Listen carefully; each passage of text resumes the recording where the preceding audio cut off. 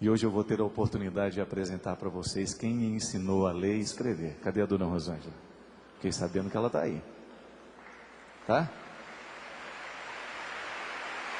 Cadê?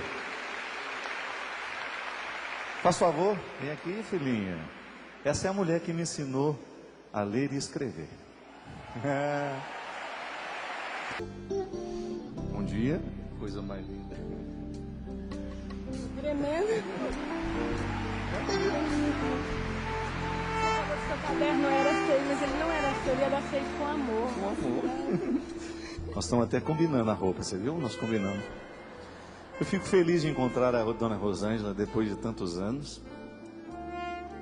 Poder colocar nas suas mãos, segura meu livro, aquilo que você começou dentro de mim.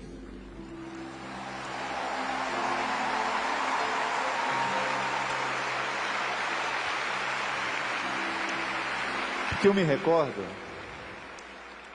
recordo que os primeiros aprendizados que a escola me deu, e que foi ela que me ensinou isso, é que os erros, eles fazem parte do aprendizado da nossa vida. Eu aprendi com ela que toda vez que a coisa não dá certo, a gente tem o direito de virar a página. Virar a página. Tá feio. Não vamos apagar, não. Vamos virar a página e começar tudo de novo. Pronto. Você sabe porque eu vim aqui para virar a minha página. E sabe por que me fiquei muito emocionado quando eu fiquei sabendo da presença dela aqui? É que ela mandou um recado para mim. Posso contar? Ou você conta? Pode contar, pode contar. Conta você. Eu ensinei ele a virar a página. Agora é ele que está me ensinando a eu virar a minha página.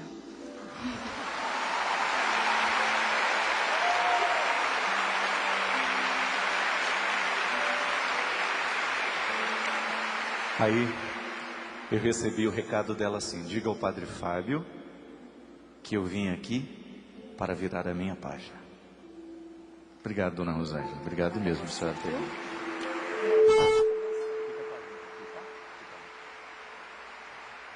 Pode sentar ali, ó. Senta lá com a minha mãe lá. Alguém aqui não teve medo de ir para a escola, gente? Você não teve, não? Eu tinha demais. Eu tinha um medo danado de escola. E aquilo foi, para mim, uma experiência de começar a lidar com os meus limites. Naquele momento em que eu queria sair fora, em que eu queria abandonar o barco, em que eu não queria enfrentar o sofrimento. Por quê? Mais uma vez, a escola é um momento da diferenciação, em que você é colocado no meio dos diferentes. É lá que você começa a reconhecer o que você não tem. Porque infelizmente o primeiro movimento humano, quando nós estamos colocados no meio de outras pessoas, é a gente reconhecer que eles são melhores do que nós.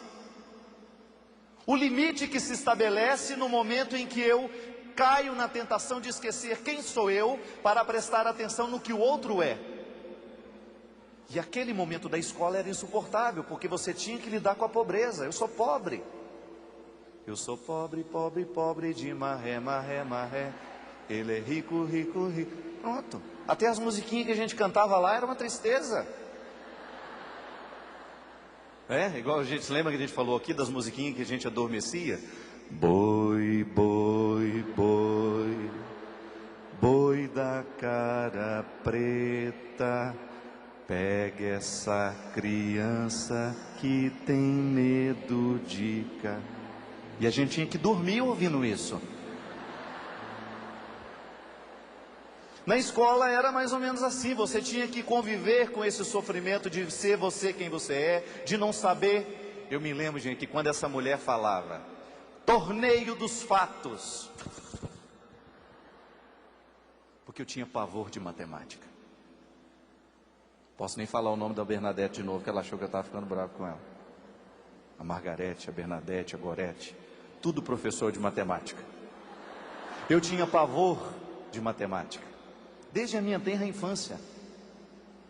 Por quê? Eu encarava a matemática maior do que a mim. O fato de ter dificuldade de estudar matemática, e eu conto ali, a partir da história de uma outra garota, Quando eu tinha medo de alguma coisa, eu não enfrentava. E quanto menos eu enfrentava, mais medo eu tinha daquilo que me causava medo. É engraçado, mas a escola, a infância, ela é um tempo privilegiado para nos ensinar lições para o resto da vida. Assim como um dia eu tinha medo de estudar matemática, quanto mais medo, menos eu sabia.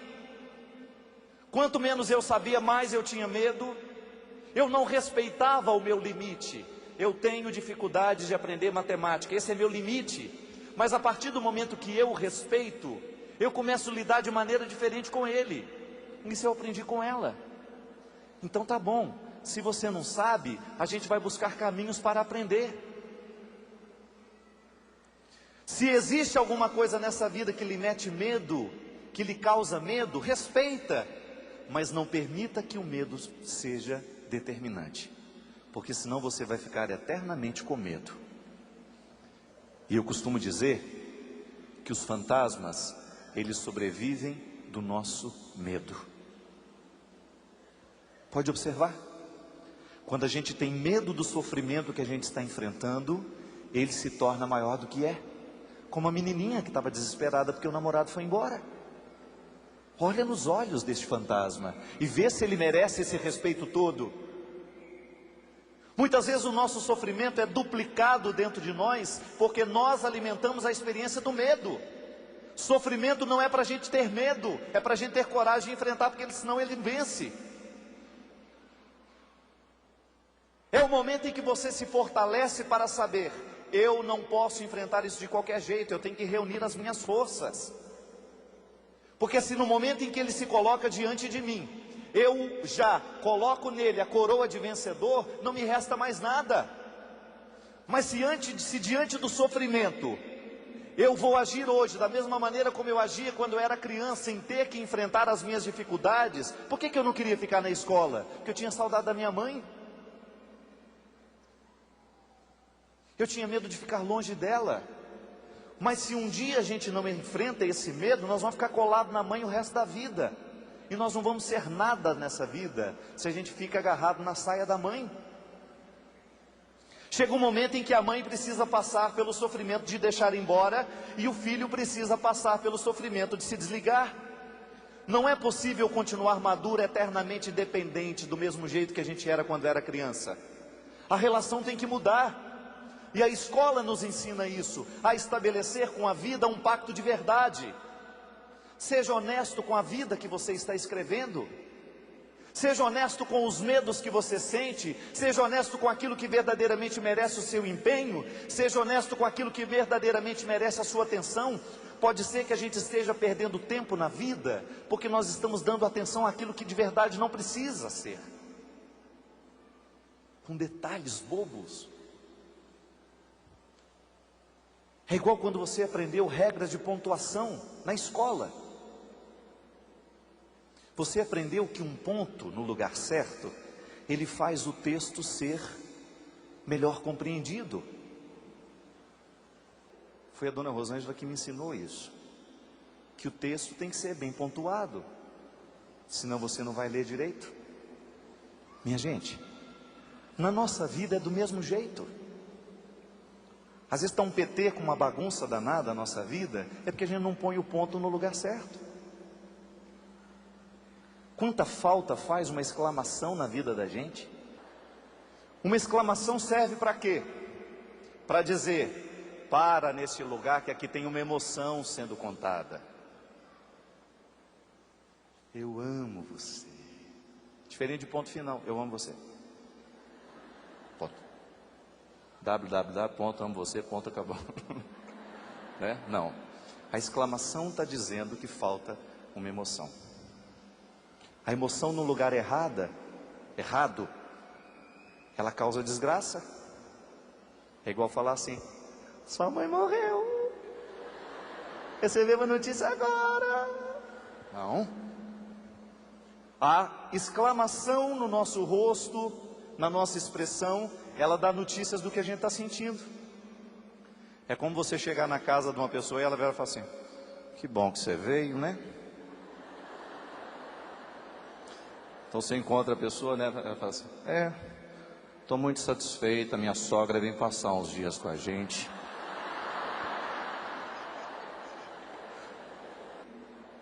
É igual propaganda vocacional, né? Põe aquelas padres, aquelas freiras tristes. Venha seguir Jesus. A gente é muito feliz. Se você não vê a felicidade estampada na vida e no rosto, não adianta. Uma exclamação no nosso rosto, no nosso jeito de celebrar, isso faz falta. Faz falta na sua vida. Pode observar quantas brigas e quantos sofrimentos nascem dentro de casa, quando a gente convive com uma pessoa que não sabe pôr exclamação na cara. Ela está sempre assim, pessimista. Está igual uma amiga que eu conheço. Outro dia parei. E aí, querida, como é que estão as coisas? Nada bem. Aí já levei aquele susto, né?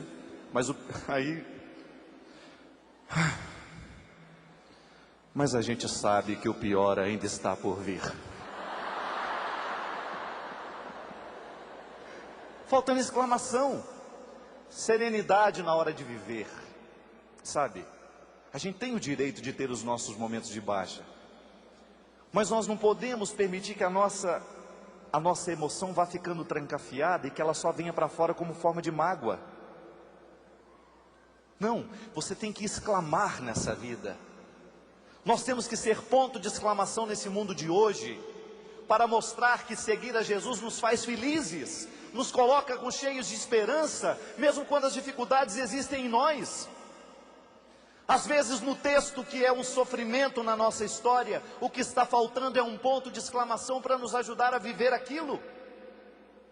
Exclamação que se manifesta no rosto, na esperança, na alegria. Quantas vezes falta interrogação na nossa vida, minha gente? Quantas vezes uma interrogação faz falta dentro da nossa casa? Eu posso dizer para vocês do fundo do meu coração, muitos sofrimentos que nós enfrentamos na vida teriam sido evitados, solucionados, se a gente tivesse perguntado antes. A gente não pergunta. Quantas pessoas interessantes teriam entrado na sua vida se você tivesse tido o trabalho de perguntar: como é que é seu nome mesmo, bem? Ficou sentado aí, dormiu no mesmo lugar, e a gente não tem coragem muitas vezes de sair do nosso lugar, para olhar o outro.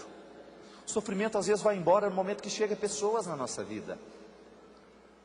Uma pergunta: meu filho, como é que você está? O esposo, com ter a sensibilidade de perguntar: minha querida, além do cabelo pintado, como é que você está? Porque às vezes vocês fazem um esforço danado, pinta o cabelo, faz isso, faz aquilo, para ver se ele percebe, né?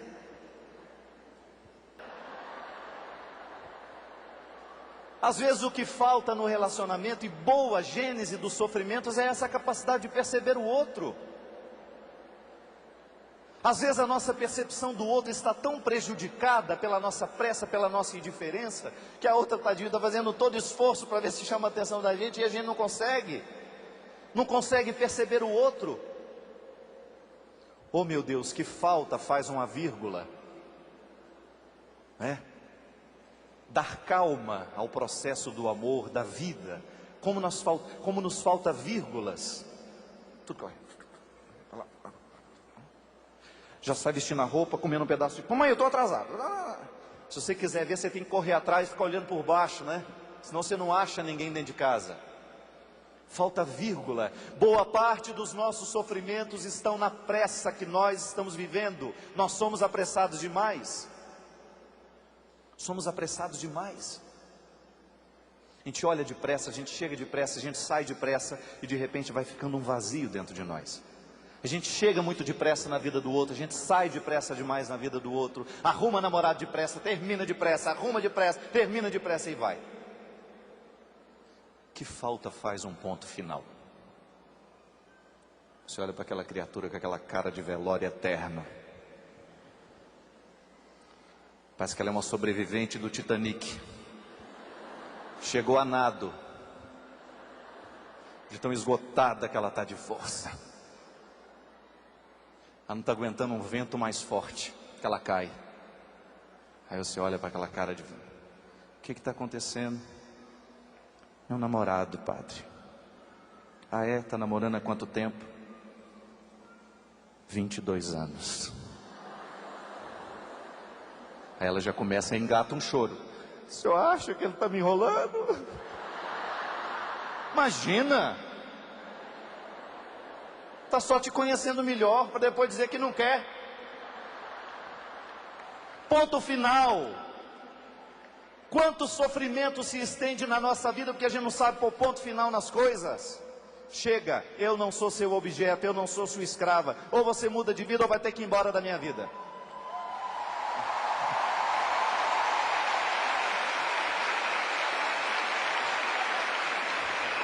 Ou você ajeita esse coração desordenado seu, ou você melhora por causa do amor que você tem a mim, ou então eu não vou acreditar mais no seu amor. Falta de ponto final, falta de coragem de inventar o limite. Assim como nós encontramos homens e mulheres que destroem uma família inteira porque não são capazes de quebrar o copo de uísque, o copo de álcool, a cerveja. O cigarro está matando, é uma droga socializada. Nós jogamos fumaça na cara uns dos outros. O tempo todo nós estamos dentro de uma sociedade que não sabe pôr ponto final nas coisas. Nós sabemos que nos destrói, mas a gente diz não. A gente não sabe dizer não.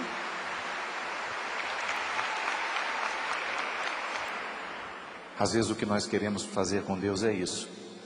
Nós fazemos tudo errado ao longo da vida e depois no final nós queremos que Ele conserte.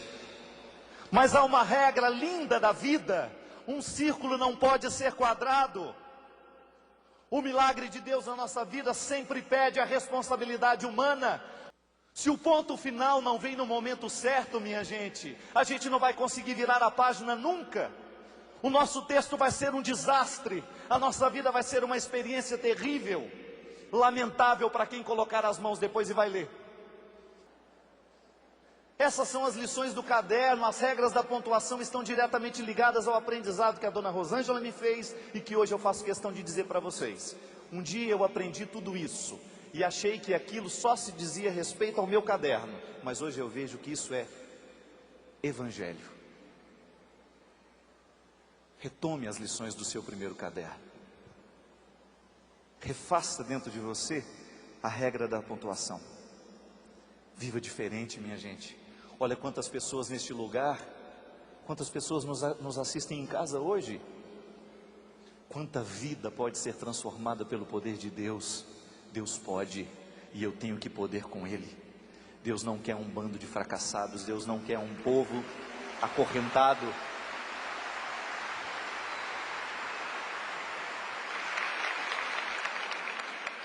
Tome uma atitude a partir de hoje. Tenha coragem de colocar o seu sofrimento na mesa. Tenha coragem de olhar para ele. O que é que está gerando esse sofrimento na minha vida? Onde está a minha culpa? Onde é que está a minha responsabilidade? Culpa não, culpa ninguém merece. Onde está a minha responsabilidade diante de tudo isso que está sendo ruim? Onde é que eu estou errando para que esse sofrimento continue dentro de mim? Ou será que a minha atitude hoje está gerando sofrimentos para o futuro? Tenha pressa de ser feliz, porque nós não sabemos quanto tempo nos resta.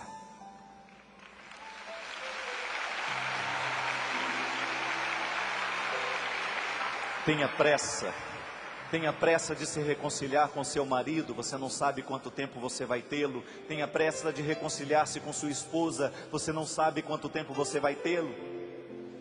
Tenha pressa em reconciliar-se com as pessoas que você ama, você não sabe quanto tempo você vai tê-la. Tenha pressa de parar de fumar, tenha pressa de começar uma atividade física, tenha pressa de começar a comer direito, tenha pressa em começar a respeitar-se, tenha pressa em amar-se, porque Deus já te está apressando neste momento. Tenha pressa em querer a vida, tenha pressa.